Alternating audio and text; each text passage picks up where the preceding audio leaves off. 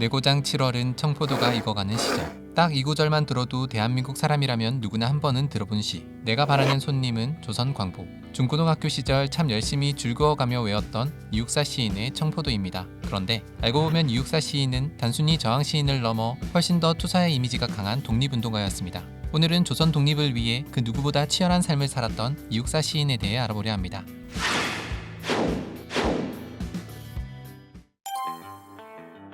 1904년 5월 18일 경상북도 안동군 도산면 원천리에서 아버지 이가호와 어머니 허길 사이 6형제 중 둘째 아들로 태어난 이육사. 사실 육사의 본명은 원록이었습니다. 이후 원삼, 활이라는 이름을 거쳐 우리가 아는 육사라는 이름은 첫 수감 생활을 마친 후 얻게 된 이름이라고 합니다. 육사는 태계 이황의 14대 손으로 양반가의 자제답게 어렸을 때부터 할아버지로부터 소학이나 논어, 맹자 등 한학을 배웠다고 합니다. 그런데 당시 조선의 상황은 일본에 의해 외교권이 박탈당하고 고종이 폐위되는 등 일제의 식민 통치가 본격화되던 시기였습니다. 그래서 육사는 암울한 역사 한가운데서 어린 시절을 보내게 됩니다. 이런 가운데 육사의 집안은 친가와 외가 모두 일제에 저항했던 대쪽 같은 선비 집안입니다. 육사의 외할아버지 허영은 1906년 오적 암살 사건에 연루됐다가 가족을 데리고 만주로 망명한 독립운동가이며 육사의 세 외삼촌들 역시 모두 독립운동가였습니다. 또 육사의 정신적 지주였던 할아버지 이중직 역시 일본에 맞서 민족의 힘을 기르기 위해서는 교육도 중요하다고 생각해 직접 보문의숙이라는 학교를 세워 초대 교장이 되기도 했으며 1910년 경술국치 당시 나라가 망한 상황에 같은 민족인 조선인을 종으로 부릴 필요가 없다며 집에 있는 하인을 모두 풀어주는 모습을 보이기도 했습니다.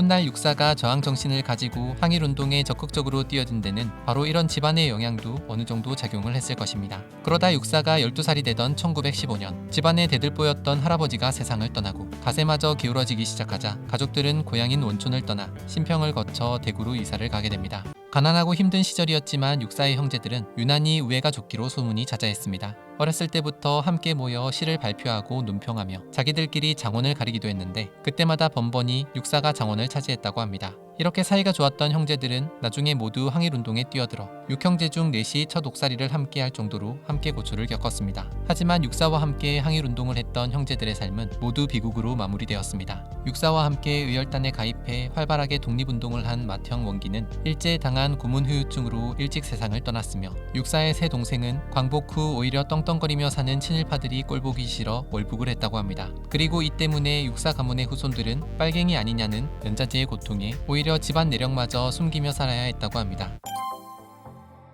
1921년 17세가 된 육사는 아버지의 권유로 영천에 사는 안용락의 딸 안일양과 결혼식을 올리게 됩니다. 그리고 결혼 후엔 장인이 학무위원으로 있던 백학학원에서 신교육을 받았습니다. 이때 그의 두 번째 이름 원삼을 사용하게 됩니다. 그렇게 백학학원을 졸업하고 대구 교남학교를 거쳐 졸업 후엔 9개월 동안 백학학원에서 잠시 교편을 잡기도 한 육사는 항상 용모를 맑고 단정하게 관리했으며 한여름에도 정장을 할 정도로 예법에도 신경을 쓰는 젊은이였다고 합니다. 사실 알고 보면 육사는 엄청난 패셔니스타로 시대만 잘 만났다면 정말 유명한 멋쟁이 시인이 됐을 거라고 많은 이들이 이야기합니다. 육사의 유일한 혈육인 막내딸의 증언에 의하면 장안에서 가장 잘하는 양복점에 찾아가 옷을 맞춰 입었으며 넥타이 한번 구기는 일 없이 항상 단정하고 멋스러웠고 꽃을 따다 술잔에 띄워 마실 줄 알던 낭만파였다고 합니다. 그러다 1924년 4월 육사는 대구 유지들의 도움을 받아 19의 나이로 일본 유학길에 오르게 됩니다. 조선이 강해지기 위해서는 더 넓은 세계에서 공부를 해야 한다는 욕심이 있었기 때문입니다. 하지만 당시 일본의 상황은 조선인들에게 그야말로 처참했습니다.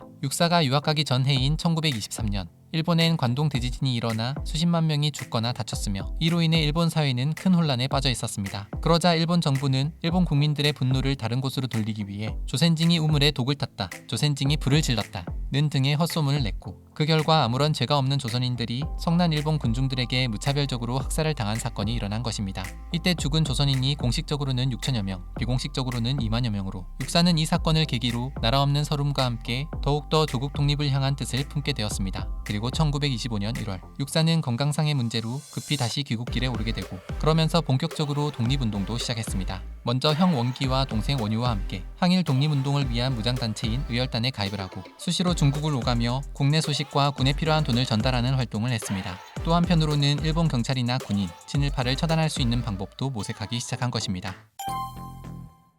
1927년 조선은행 대구 지점에서 폭발 사건이 하나 일어나게 됩니다. 누군가 설치해둔 폭탄이 터지게 된 것인데 이를 통해 일본 경찰을 포함한 6명이 중경상을 입고 창문 70여 개와 주변 전선이 모두 끊어지는 피해가 발생했습니다. 그러자 일본 경찰은 이때다 싶었는지 대구에서 조금이라도 독립운동과 관계가 있는 사람이라면 무조건 잡아들였습니다. 이때 육사를 비롯해 첫째 원기부터 넷째 원조까지 모두 대구 형무소에 수감되었는데 다행히 다섯째와 여섯째는 너무 어려서 잡혀가지 않았다고 합니다. 일본은 별다른 증거도 없이 형 원기를 이 사건의 총지휘자로, 육사를 폭탄 운반자로, 동생은 폭탄 상자에 글씨를 쓴 것으로 조작을 하고 또 독립운동과 관련된 정보를 캐내기 위해 형제들에게 가혹한 고문을 했다고 합니다. 하지만 육사와 형제들은 끝까지 아무 얘기도 하지 않았고 그렇게 2년이 넘게 수감 생활을 이어가게 됩니다. 그러던 1929년 5월 실제로 은행에 폭발물을 설치했던 장진홍 의사가 일본에서 체포가 되면서 그제서야 육사와 형제들은 감옥에서 풀려나올 수 있었다고 합니다. 그때 육사의 나이 25, 이때를 시작으로 육사는 세상을 떠나기 전까지 무려 17번이나 옥살이를 하게 됩니다. 육사는 첫 옥살이를 마친 후 미결수였던 자신의 수감 번호 264번을 따 자신의 호를 육사라고 지었습니다. 처음엔 죽을 육자를 써서 일제 역사를 죽이겠다는 뜻의 육사라고 썼는데 한학자인 집안 어른이 그건 너무 노골적이라며 육자와 같은 의미도 있는 땅 육자를 쓰라고 해서 결국 땅 육자에 육사를 쓰게 됐다고 합니다.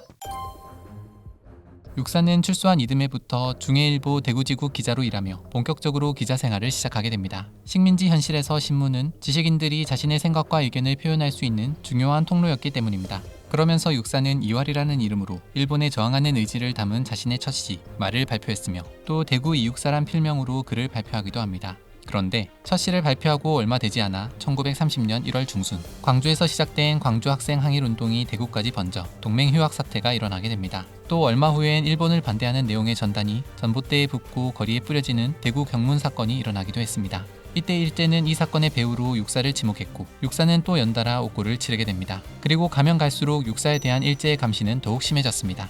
그 후 조선일보로 자리를 옮겨 기자 생활을 하던 육사는 1932년 돌연 신문사를 그만두고 중국 남경으로 향했습니다. 그리고 의열단의 창립 멤버이자 핵심 요원이었던 윤세주의 권유로 김원봉이 만든 조선혁명 군사정치 간부학교에 일기생으로 입학을 했습니다. 육사는 이곳에서 군사학, 정치학, 사회학 등의 이론과 함께 사격술, 폭탄 제조술, 폭파 방법 등 군사실기 기술들을 배우게 되는데 특히 권총 사격에 뛰어난 재능을 보여 백발백중 명사수로 이름을 날렸다고 합니다. 사실 이 조선군관학교는 김원봉이 중국의 장개석에게 부탁해 만들어진 학교로 중국 측에서는 훈련을 마친 한국의 청년들이 만주 지역에서 활동을 하며 일제를 청산해 주길 바랐다고 합니다. 하지만 대부분의 졸업생들은 독립투사로서 위험한 조선으로 다시 돌아가 활동하기를 원했고 그건 육사 역시 마찬가지였습니다. 그렇게 6개월 동안의 훈련을 마치고 육사는 다음 임무를 위해 다시 조선으로 은밀히 돌아오게 됩니다. 간부학교에 차기 교육 대상자를 모집하고 민족의식을 높이고 국내 정세조사 등 비밀 임무를 수행하기 위해서였습니다. 그렇게 1933년 7월 국내에 잠입한 이육사. 그런데 제대로 된 활동도 하기 전에 육사는 물론 함께 들어온 일기생들이 경찰에 줄줄이 체포되고 말았습니다.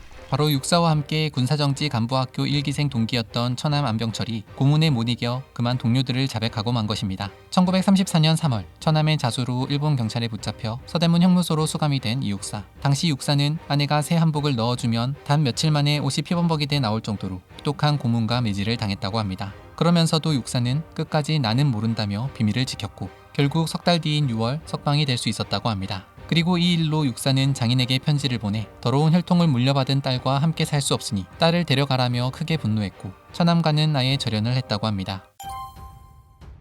이 무렵 계속되는 감옥살이로 건강이 크게 나빠진 육사는 새로운 갈림길에 서게 됩니다. 계속해서 무력 항쟁을 할 것인지 아니면 다른 방법을 모색할 것인지 말입니다. 그러면서 육사는 총칼 대신 펜을 들어 글을 통해 민족의식을 높이고 일제에 대한 저항정신을 일깨우겠다고 마음을 먹게 됩니다. 문학을 통한 새로운 항일운동을 본격적으로 시작한 것입니다. 그렇게 연달아 글을 쓰고 시를 발표해 나가던 중 1941년 일본은 태평양 전쟁을 일으킨 뒤 이제는 아예 우리 민족의 정신을 없애버리겠다며 우리말과 우리 글을 못쓰게 하고 이름도 일본식으로 고칠 것을 강요하게 됩니다. 이런 일본에 맞서 육사는 일본어로 된 글을 쓰지 않기 위해 어렸을 때 할아버지에게 배운 한자로만 된 시를 발표하기도 합니다. 게다가 건강이 조금이라도 괜찮아지면 끊임없이 만주를 오가며 국내의 소식을 전하고 독립군을 모집하기 위한 비밀 임무를 수행하기도 한 이육사. 결국 그의 건강은 극도로 나빠져 1941년 가을엔 폐질환으로 성모병원에 입원까지 하게 되었습니다. 그러는 사이 문장이나 인문평론 등 우리 잡지마저 하나둘 폐간되는 바람에 육사는 글을 발표할 공간마저 잃게 됩니다. 그리고 1942년 사실상의 유고작이라고 할 수 있는 그 유명한 광야를 발표하게 됩니다. 까마득한 날에 하늘이 처음 열리고 어디 다구는 소리 들렸으랴. 다시 청고의 뒤에 백마 타고 오는 초인이 있어 이 광야에서 목 놓아 부르게 하리라. 백마 타고 오는 초인, 조선 광복을 꿈꾸며 육사는 이듬해 봄 다시 북경으로 건너갑니다.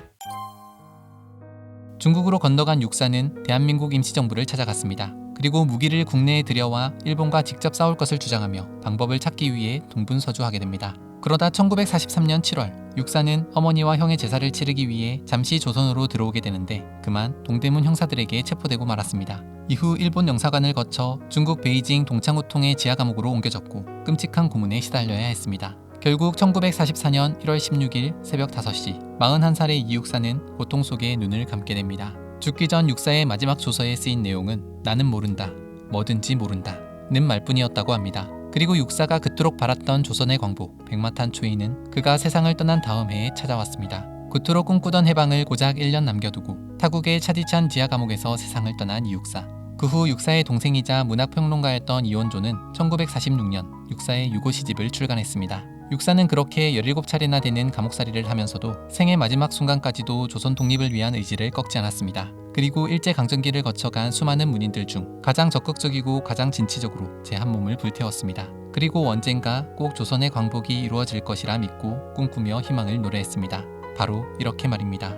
내 고장 7월은 청포도가 익어가는 시절 이 마을 전설이 주저리 열리고 먼데 하늘이 꿈꾸며 알날이 들어와 박혀 하늘 밑 푸른 바다가 가슴을 열고 흰 돛담배가 곱게 밀려서 오면 내가 바라는 손님은 고달픈 몸으로 청포를 입고 찾아온다 했으니 내 글을 맞아 이 포도를 따먹으면 두 손은 한뿍 적셔도 좋으련 아이야 우리 식탁엔 은쟁반에 하이한 모시수건을 마련해 두렴.